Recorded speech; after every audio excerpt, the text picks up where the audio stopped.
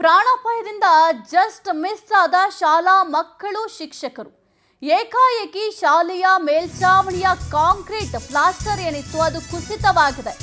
ಪ್ರಾಣಾಪಾಯದಿಂದ ಸದ್ಯಕ್ಕೆ just miss ಆಗಿದ್ದಾರೆ ಶಾಲಾ ಮಕ್ಕಳು ಮತ್ತು ಶಿಕ್ಷಕರು. ಏಕಾಏಕಿ ಶಾಲೆಯ ಮೇಲ್ಛಾವಣಿಯ ಕಾಂಕ್ರೀಟ್ ಪ್ಲಾಸ್ಟರ್ ಕುಸಿತ ಆಗಿದೆ. ಗದಗ ಜಿಲ್ಲೆ ಗಜೇಂದ್ರಗಡ ತಾಲೂಕಿನ ಚಿಲಜೇರಿ ಗ್ರಾಮದ ಶಾಲೆಯಲ್ಲಿ ಈ ಘಟನೆ ನಡೆದಿದೆ. ಘಟನೆಯಲ್ಲಿ 5 ವಿದ್ಯಾರ್ಥಿಗಳು, ಓರ್ವ ಶಿಕ್ಷಕನಿಗೆ ಗಾಯ ಆಗಿದೆ. 6ನೇ ತರಗತಿ ಕೊಠಡಿಯ ಮೇಲ್ಛಾವಣಿ ಕಾಂಕ್ರೀಟ್ ಕುಸಿತ ಆಗಿದೆ. ಎಂಜಿ ಒಂಟಿ ಎಂಬ ಶಿಕ್ಷಕನ ತಲೆಗೆ ಗಂಭೀರ ಗಾಯ ಆಗಿದೆ. ಗಾಯಗೊಂಡ ಮಕ್ಕಳು, ಶಿಕ್ಷಕ ಗಜೇಂದ್ರಗಡ ಖಾಸಗಿ ಆಸ್ಪತ್ರೆಗೆ ದಾಖಲು ಮಾಡಲಾಗಿದೆ. ಚಿಕಿತ್ಸೆಯನ್ನು ಕೊಡಿಸಲಾಗ್ತಾ ಇದೆ. ಶಿಕ್ಷಣ ಇಲಾಖೆ ಅಧಿಕಾರಿಗಳು ಭೇಟಿ ವೇಳೆ ಗ್ರಾಮಸ್ಥರು ಆಕ್ರೋಶವನ್ನು ವ್ಯಕ್ತಪಡಿಸಿದ್ದಾರೆ.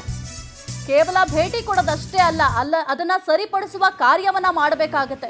ನೀವು ಗಮನಿಸ್ತಾ ಇದ್ದೀರಾ ಎಷ್ಟರ ಮಟ್ಟಿಗೆ ಅನಾಹುತ ಸಂಭವಿಸಿದೆ ಅಂತ. ಸ್ವಲ್ಪ ಏನಾದರೂ ಯಾಮಾರಿದ್ರೆ ಪ್ರಾಣಕ್ಕೆ ತೊಂದರೆ ಆಗ್ತಾ ಇತ್ತು. ಅದರ ಹೊಣೆಯನ್ನ ಯಾರು ಹೊರ್ತಾ ಇದ್ರು? ಶಾಲಾ ಮಕ್ಕಳಾಗಿರ್ಬಹುದು, ಶಿಕ್ಷಕರಾಗಿರ್ಬಹುದು, ಯಾರಿಗೇ ತೊಂದರೆ ಆದ್ರೂ ಅದರ ಹೊಣೆಯನ್ನ ಯಾರು ಹೊರ್ತಾ ಇದ್ರು? ಜನಪ್ರತಿನಿಧಿಗಳು, ಸ್ವಲ್ಪ ಶಿಕ್ಷಣ ಇಲಾಖೆ ಎಲ್ಲರೂ ಕೂಡ ಇತ್ತ ಗಮನ ಕೊಡಬೇಕಾಗತ್ತೆ. ಇಷ್ಟರ ಮಟ್ಟಿಗೆ ಶಾಲೆಯ ದುಸ್ಥಿತಿ ಇದೆ ಅಂತಂದ್ರೆ ಅದನ್ನ ಸರಿಪಡಿಸುವ ಕಾರ್ಯವನ್ನ ಮಾಡಬೇಕಾಗಿತ್ತು. ಆದ್ರೆ ಇಷ್ಟು ದಿನ ಆದ್ರೂ ಯಾಕೆ ಮಾಡಿಲ್ಲ ನೀವು? ಏನಾರ ಮಕ್ಕಳಿಗೆ ತೊಂದರೆ ಆಗಿದ್ರೆ ಅದರ ಜವಾಬ್ದಾರಿಯನ್ನ ನೀವು ಹೊರ್ತಾ ಇದ್ರ? ಅವರ ಪೋಷಕರಿಗೆ ಏನು ಉತ್ತರವನ್ನ ಕೊಡ್ತಾ ಇದ್ರಿ? ಇನ್ನು ಶಿಕ್ಷಕರು ಪಾಠ ಮಾಡೋದ್ರ ಬದಲು ಎಲ್ಲಿ ಏನಾಗ್ಬಿಡುತ್ತಪ್ಪ ಅಂತ ಭಯದಲ್ಲಿ ಮಕ್ಕಳಿಗೆ ಪಾಠ ಹೇಳ್ಕೊಡ್ಬೇಕು.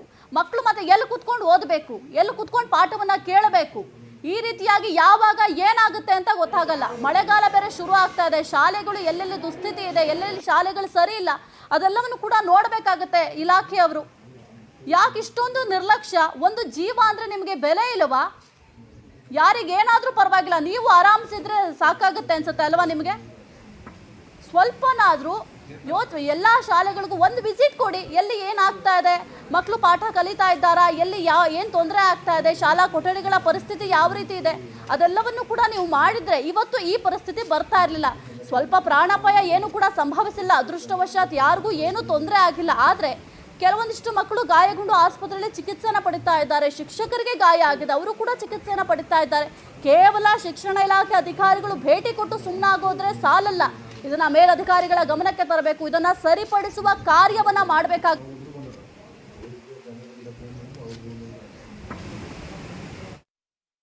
ಯಾರು ಇದರ ಹೊಣೆಯನ್ನ ಹೊರ್ತಾರೆ ಅಂತ ಗ್ರಾಮಸ್ಥರು, ಏನ್ ಶಿಕ್ಷಣ ಇಲಾಖೆ ಅಧಿಕಾರಿಗಳು ಬಂದಿದ್ರು, ಅವರ ವಿರುದ್ಧ ಆಕ್ರೋಶವನ್ನು ಕೂಡ ವ್ಯಕ್ತಪಡಿಸಿದ್ರು.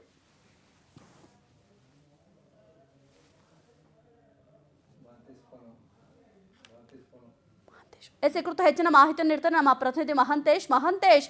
ಸ್ವಲ್ಪ ಯಾಮಾರಿದ್ರೆ ಪ್ರಾಣಕ್ಕೆ ತೊಂದರೆ ಆಗ್ತಾ ಇತ್ತು.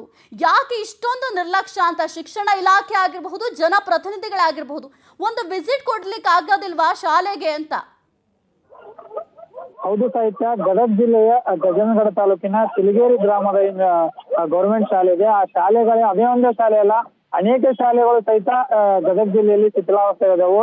ಆ ಶಿಥಿಲಾವಸ್ಥೆ ಇರುವಂತ ಶಾಲೆಗಳಿಗೆ ಶಿಕ್ಷಣ ಇಲಾಖೆ ಒಂದು ಸಾರಿ ಭೇಟಿ ನೀಡಿದ್ರೆ ಇಂತಹ ಅವಘಡಗಳು ನಡೆಯೋದಿಲ್ಲ.